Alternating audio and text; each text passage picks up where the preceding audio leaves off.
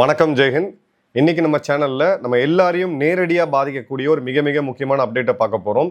ஜோஹோவுடைய founder திரு ஸ்ரீதர் வேம்பு அவர்கள் X தளத்தில் ஒரு பதிவு போட்டிருந்தார்.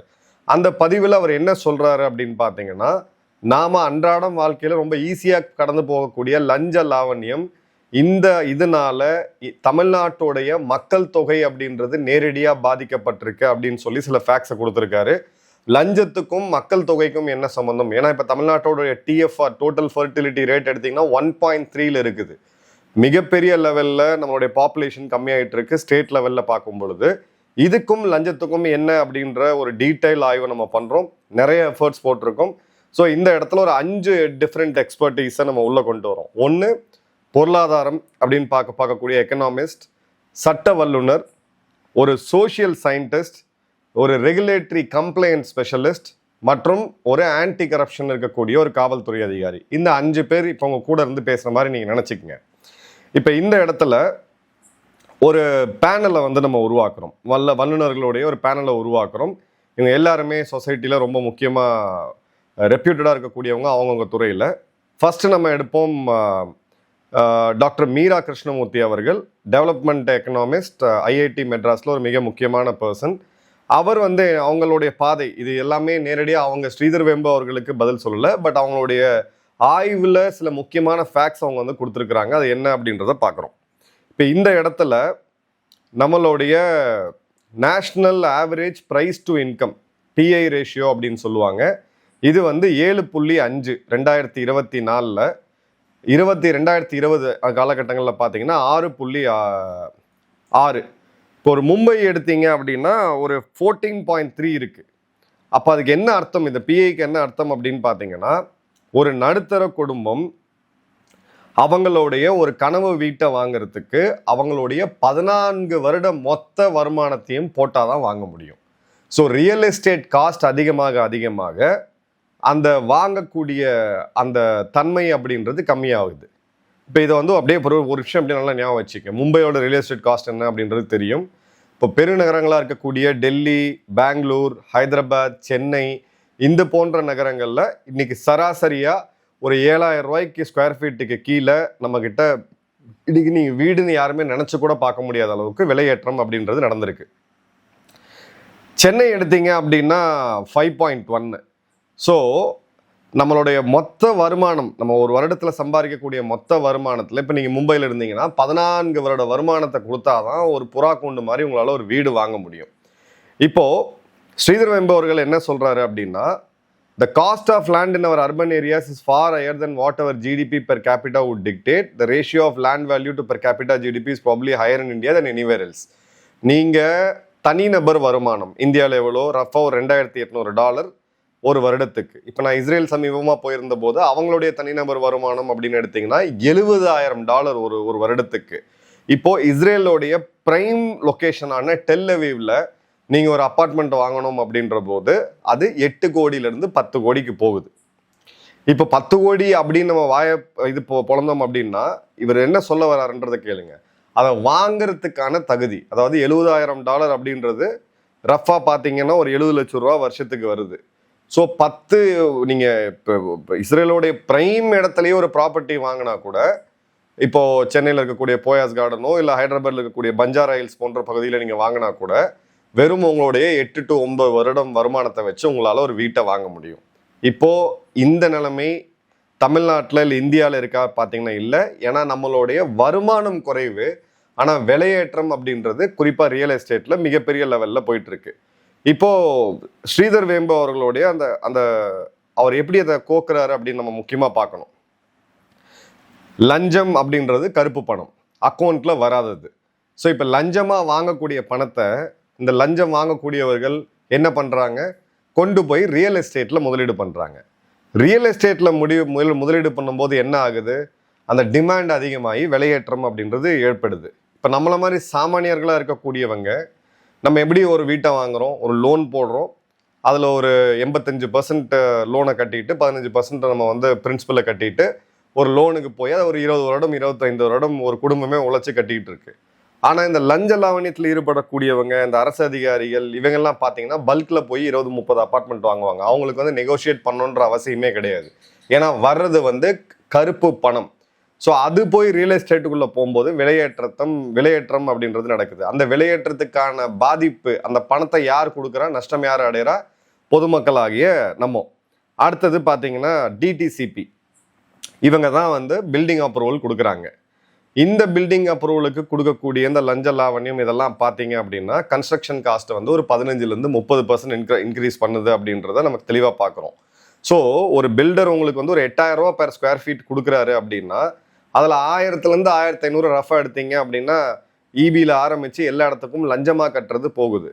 இப்போ அந்த 1000 ரூபாய்க்கு நீங்கள் ஒரு பேருக்கு சொல்கிற ஒரு 1000 ரூபா ஒரு ஸ்கொயர் ஃபீட்டுக்கு நீங்கள் லஞ்சமாக அவங்க பில்டர் கொடுக்கறத நம்ம ஈடு கட்டுறோம் அப்படின்ற போது அந்த 1000 ரூபாயை நீங்கள் வந்து ஒரு 1000 ஸ்கொயர் ஃபீட்டுக்கு போட்டு பாருங்க, கிட்டத்தட்ட எவ்வளோ வருது உங்களுக்கு? 10 லட்சம் ரூபா வருது. ஸோ 10 லட்சம் ரூபாயை நீங்கள் 20 வருஷம் இஎம்ஐயோட கட்டி முடிக்கும் போது 20-25 லட்சம் ரூபா நம்ம எக்ஸ்ட்ரா கட்டுறோம். ஸோ இதை தான் அவர் வந்து ரொம்ப இம்பாக்டாக சுட்டி காமிக்கிறார். அடுத்தது பார்த்தீங்கன்னா ப்ரைவேட் ஸ்கூல் ரெகுலேஷனுக்கு நடக்கக்கூடிய எக்ஸாஷன். இப்போ ஒரு ப்ரைவேட் ஸ்கூல் ஆரம்பிக்கிறாங்க, அரசு அதுக்கு உண்டான ஆய்வை செஞ்சுட்டு அந்த ஸ்கூலுக்கு உண்டான தகுதி இருக்கா இல்லையான்றதை மட்டும் பார்த்துட்டு அவங்க கொடுக்கணும். ஆனால் ப்ராக்டிக்கலாக அப்படி நடக்கிறதா கிடையாது. அவரோட ஊரான தென்காசிலேயே போன அரசாங்கத்தில் இவ்வளோ பணம் கேட்டாங்கன்ற குற்றச்சாட்டை அவர் வச்சிருக்கிறாரு. இப்போ இருக்கக்கூடிய அரசாங்கம் ஓரளவுக்கு அதை சீர் செய்கிறாங்க அப்படின்றத நான் எங்கிட்ட பேசக்கூடியவங்களும் நிறைய பேர் சொல்கிறாங்க. இப்போ இந்த இடத்துல யார் பாதிக்கப்படுறா? அவங்க ஸ்கூல் வைக்கிறவங்க சம்பாதிக்கிறாங்க, அவங்க வாங்கிட்டு போகிறாங்கன்ட்டு. பாஸ், இங்கே தான் முக்கியமான விஷயம். அவங்க கொடுக்கக்கூடிய லஞ்ச பணத்தை ஸ்கூல் எப்படி நஷ்டம் அடைவாங்க? அவங்க அதை ஃபீஸாக குழந்தைகளுக்கு போட்டு தான் வாங்குவாங்க. அந்த ஃபீஸை யார் கட்டுறா? மீண்டும் பொதுமக்கள் தான் கட்டுறாங்க. அடுத்தது பார்த்தீங்கன்னா 3வது மிக முக்கியமாக ப்ரைவேட் ஹாஸ்பிட்டலில் நீங்கள் போகிறீங்க, அந்த ஹாஸ்பிட்டலுக்கான பில்டிங் பர்மிஷன், வருஷம் அதுக்கான 100 வகையான லைசன்சஸ் இருக்குது, கம்ப்ளைன்சஸ் இருக்குது, ஆடிட் இருக்குது, ஃபயர் ஆடிட் இருக்குது. எல்லாத்துக்கும் லஞ்சம்னு கொடுக்கும்போது கடைசியாக அந்த லஞ்ச பணத்தை அவங்க எங்கே போடுறாங்க? பேஷண்ட்டோடைய பில்லை போடுறாங்க. அதை யார் கட்டுறது? அதையும் நம்ம தான் கட்டுறோம். அடுத்தது பார்த்தீங்கன்னா கமர்ஷியல் ப்ராப்பர்ட்டி, ஒரு ஷாப்பிங் மாலோ இல்லை ஒரு கடையோ, அதுக்கு எல்லா இடத்துலையும் அந்த கமர்ஷியல் ப்ராப்பர்ட்டியில் பில்டிங் பிளான் அப்ரூவல் இருந்து ஆரம்பித்து அது முடிகிற வரைக்கும் நம்ம எல்லா ஒரு இடத்துல அவங்க அந்த கமர்ஷியல் ப்ராப்பர்ட்டி ஓனர்ஸ் எல்லாமே லஞ்சமாக கொடுத்துக்கிட்டு இருக்காங்க. அதை யார்கிட்ட வசூல் பண்ணுறாங்க? பெர் ஸ்கொயர் ஃபீட்டுக்கு ரெண்ட் இவ்வளோன்னு போட்டு அந்த கடையை வாடகை எடுக்கிறவங்ககிட்ட வசூல் பண்ணுறாங்க. அந்த கடையை வாடகை எடுக்கிறவர் அந்த பணத்தை ஃபேக்டர் பண்ணும்போது அதை காஸ்ட்டில் ஃபேக்டர் பண்ணுறாரு. ஸோ நம்ம அன்றாடம் சாப்பிடக்கூடிய ஹோட்டலில் ஆரம்பித்து நம்ம கட்டக்கூடிய வீட்டிலேருந்து, கல்விக்கூடங்கள்லேருந்து, நம்ம மருத்துவமனையிலேருந்து எல்லா இடத்துலையுமே இந்த லஞ்ச பணத்தை நம்ம கட்டிக்கிட்டு இருக்கோம் அப்படின்றது ரொம்ப மிக முக்கியமாக நம்ம பார்க்கணும். இப்போது black money in real estate, இதை குறிப்பாக நம்ம பார்க்கலாம். 2025 லோக்கல் சர்க்கிள்ஸ் அப்படின்ற ஒரு ஊடகம், அதை நீங்கள் ஆன்லைனில் நீங்கள் அனானிமஸாக இப்போ இது பண்ணலாம். அவங்க வந்து ஒரு சர்வே எடுக்கிறாங்க, ஓரளவுக்கு ரொம்ப அக்யூரேட்டாக இருக்கக்கூடிய ஒரு சர்வே. 40,000 பேர் அதில் வந்து பதிலளிக்கிறாங்க. இதில் வந்து கிட்டத்தட்ட 301 மாவட்டங்கள் அது எடுக்கப்படுது. இதில் அவங்க என்ன சொல்கிறாங்கன்னா 3ல் 2 ப்ராப்பர்ட்டி பையர் அந்த ப்ராப்பர்ட்டி டிரான்சாக்ஷனில் கேஷ் கொடுக்குறாங்க அப்படின்ட்டு. இப்போ 1 கோடி ரூபா ஒரு ப்ராப்பர்ட்டியோட மார்க்கெட் வேல்யூ இருக்கும் அப்படின்னா அதோட கைட்லைன் வேல்யூ அப்படின்னு பார்த்தீங்கன்னா 30-35 லட்ச ரூபா, இன்னும் அதிகபட்சமாக 40 லட்ச ரூபா இருக்கும். அந்த 40 லட்ச ரூபாய்க்கு ரெஜிஸ்ட்ரேஷன் சார்ஜை அரசாங்கம் போடுறாங்க, 10-12% போடுறாங்க. ஏன்னா அது அரசாங்கத்துக்கு வரக்கூடிய வருமானம். மிச்சம் இருக்கக்கூடிய 60 லட்சத்தை கேஷ் மூலியமாக தான் பில்டருக்கு போகுது, இல்லை யாருக்கு டீல் பண்ணாலும் போகுது. அது பில்டரோட தவறுன்னு நம்ம சொல்ல முடியாது, ஏன்னா சிஸ்டமே அப்படி தான் இருக்குது. இப்போ இந்த இடத்துல 50% ஹை வேல்யூ டீல்ஸ், அதாவது 30 கோடி 50 கோடின்னு போகக்கூடிய ஹை வேல்யூ டீல்ஸில் 50% வரைக்கும் பார்த்தீங்கன்னா அன்ரிப்போர்ட்டட் கேஷ் தான் இன்வால்வ் ஆகுது அப்படின்றதும், இதில் வந்து 40, அதாவது ஒரு கன்ஸ்ட்ரக்ஷன் ப்ராஜெக்ட்டுக்கு 40லிருந்து 70 கவர்மெண்ட் அப்ரூவல்ஸ் தேவை. ஸோ ஒரு ஆஃபீஸுக்கும் லஞ்சம், ஒரு இடத்துலையும் லஞ்சம் அப்படின்ற போது அந்த காஸ்ட்டும் பில்டப் ஆகுது. இப்போது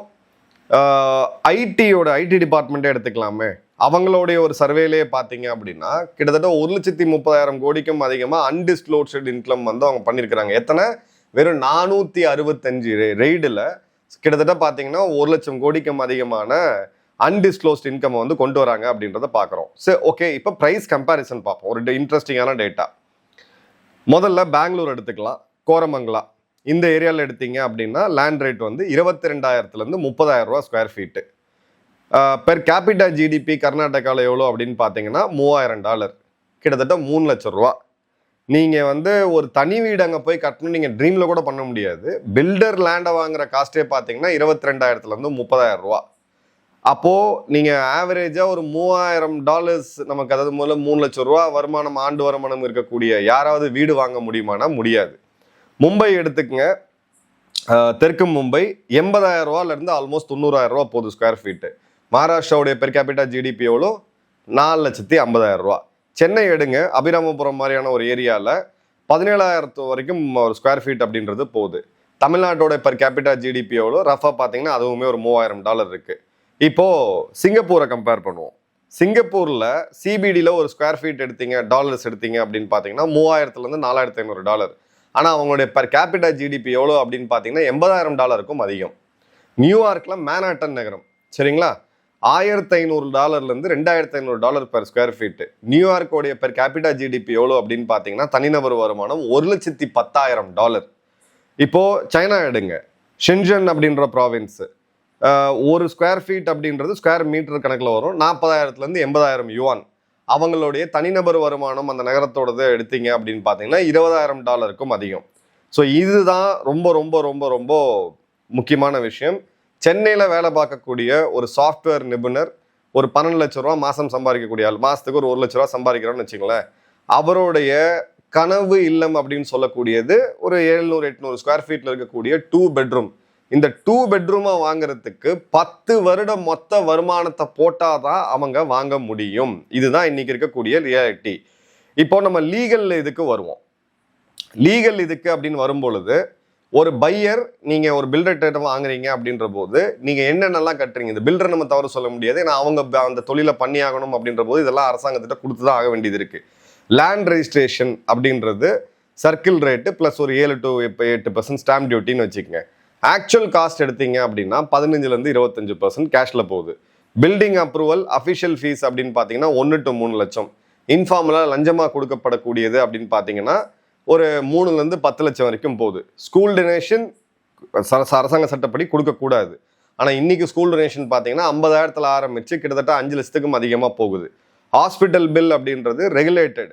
ஆனால் இன்னைக்கு பார்த்தீங்கன்னா ரெகுலேட்டட் இதிலலாம் எந்த ஹாஸ்பிட்டலும் வைத்தியம் பார்க்கறது கிடையாது. இன்னைக்கு ஒரு டீசெண்டான ஹாஸ்பிட்டலில் நீங்கள் ஒரு நாளைக்கு ஐசியூ சார்ஜ் எடுத்தீங்க அப்படின்னா 80,000 1 லட்சம் ரூபா.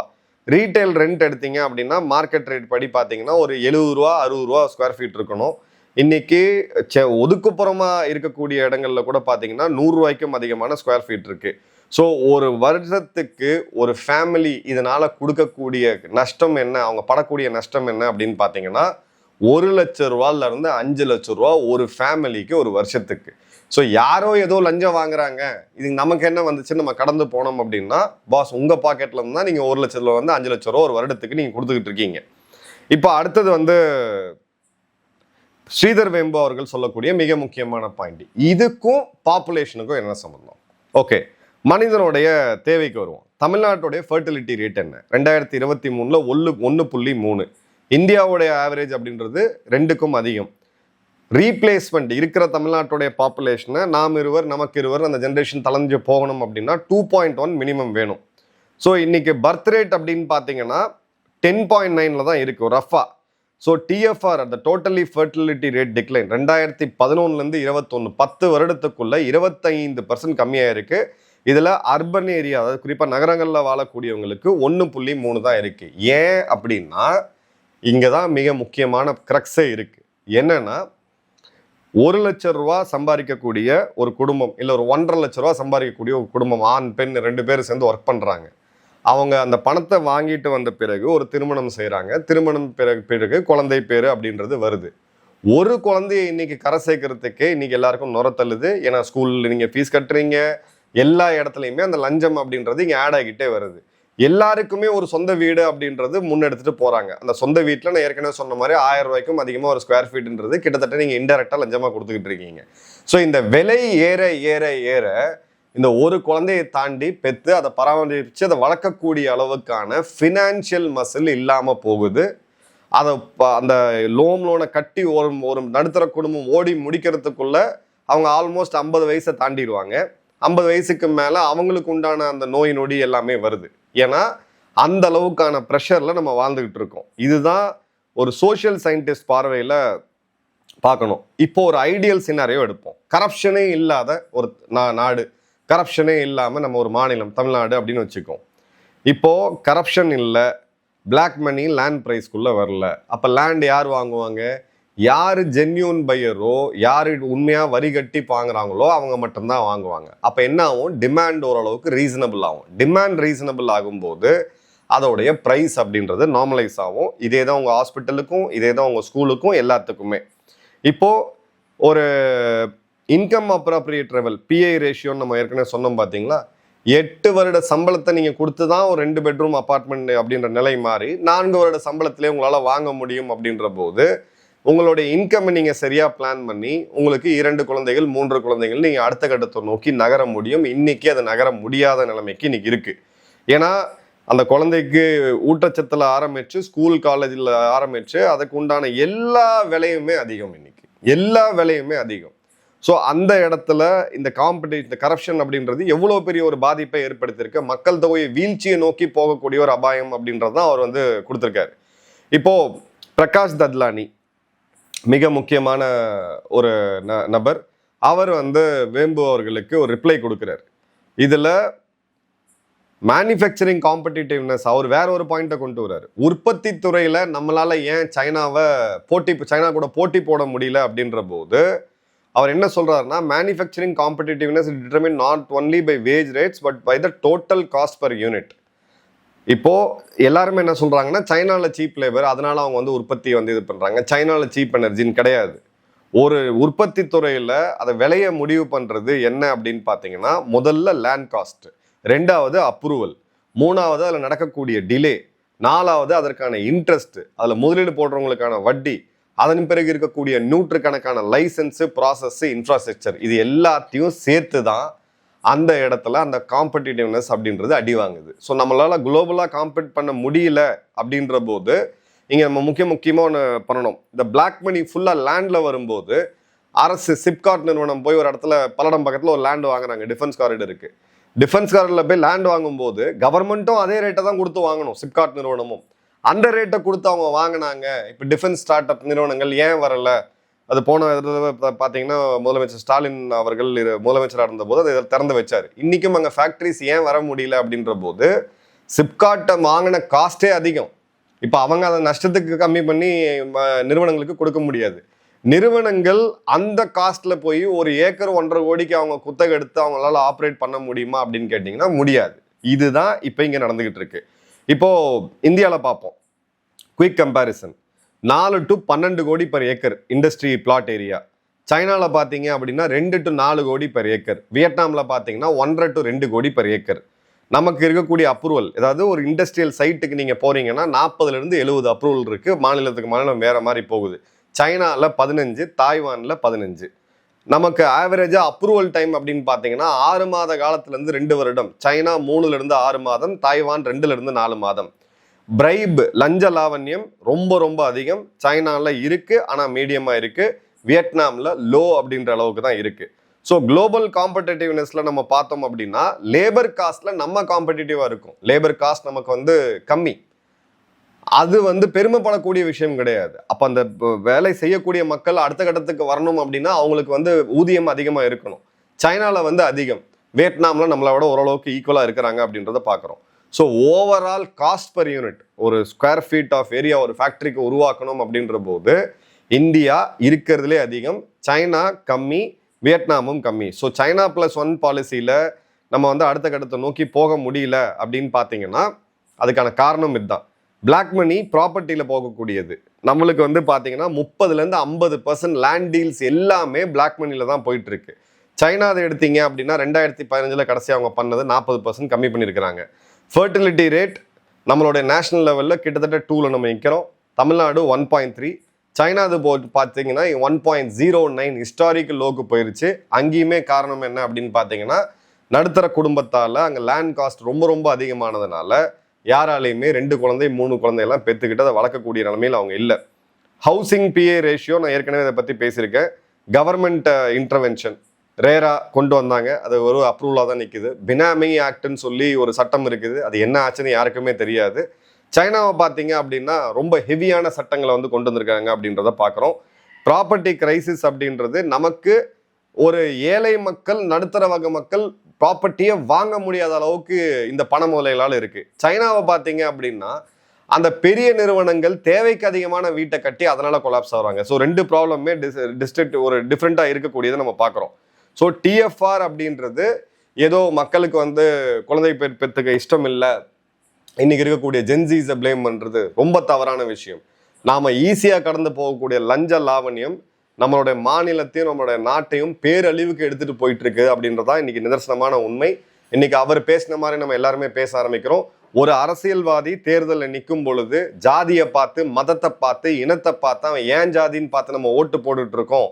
எந்த ஜாதியில எந்த மதத்துல எவன் லஞ்சம் வாங்கினாலும் அது தவறு தான் அப்படின்ற இடத்துல நம்ம லஞ்சம் வாங்கணும் அப்படின்னா அட்லீஸ்ட் அளவுக்கு அதிகமாக வாங்கணும் அப்படின்னா நான் தோப்பேன் அப்படின்ற நிலைமைக்கு மக்கள் தேர்தலை கொண்டு வரலை அப்படின்ற போது இது தொடர்கதையாக இருக்க போகுது. உங்கள் கமெண்ட்ஸை கமெண்ட் பாக்ஸில் போடுங்க. நன்றி, வணக்கம், ஜெய்ஹிந்த்.